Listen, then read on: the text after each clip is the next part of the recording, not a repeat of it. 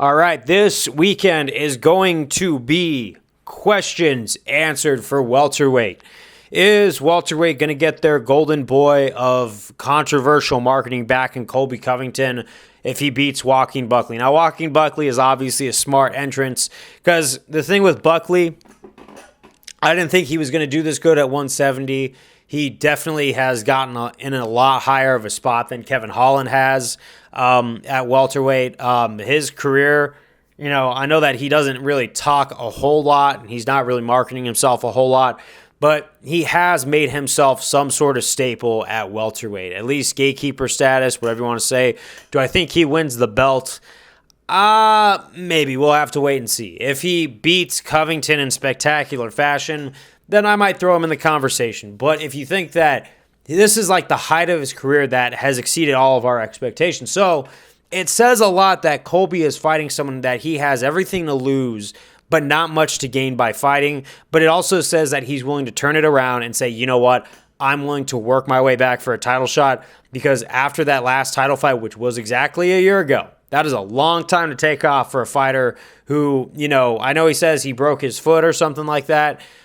He should have been back a little bit sooner than just a year. I know he was busy with his kick stuff, but I think it just shows that, okay, he's not willing to sit out, cut weight, and be a stand-in so he can make some hard negotiations and, allegedly drop his legal issues with Masvidal. I don't know where that's going with that, so we'll have to see. I know Masvidal is also coming back, very soon.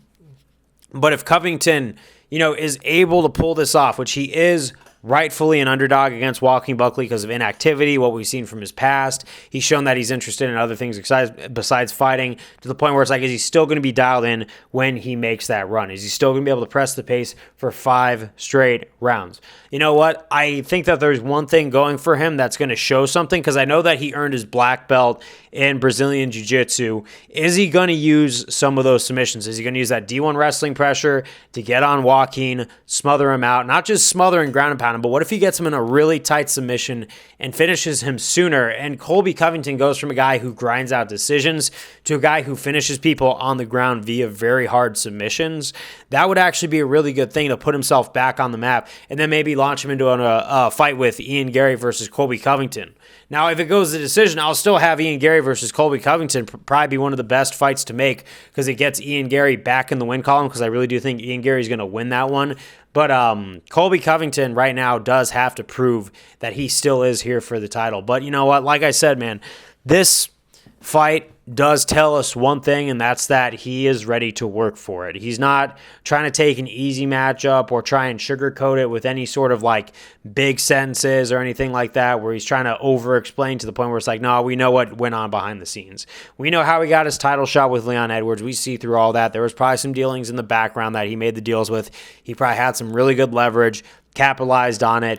But you want to know, karmically, that didn't work for him, because it did give him his worst performance ever. It really did show that, you can't just negotiate your way into it.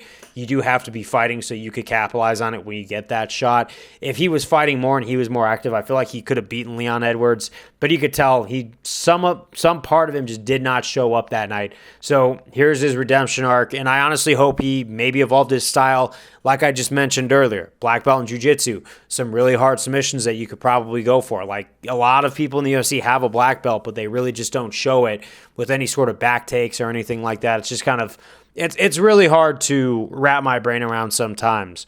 But if he beats Joaquin Buckley, and I say if because, like I said, I do still have him as an underdog. He's going to, like everybody else, he's got to earn his way back into the public light so we can see if he's really there. But if he gets this win over Joaquin Buckley, maybe him versus Ian Gary would definitely probably be the fight to make. But we'll have to wait and see, because we got to take these things one step at a time. But honestly, it's like, as much as this doesn't make sense for Colby, it actually does, because he should be trying to fight Ian Gary right off the bat or something like that. He really should. He should really have waited for one of these guys at top 5 like Jack Della Mena or even Sean Brady, to get the title and, or get a launch into the title. But I think he's starting small, in his eyes small, because he could be underestimating Joaquin right now. But start somewhere that's reasonable, that's a challenge, or that's going to test him to see if he's there before he's ready for the big leagues. But you know what? I'm actually looking forward to seeing if this question gets answered. Is Colby Covington really back? But I'll see you on the next one. Peace out.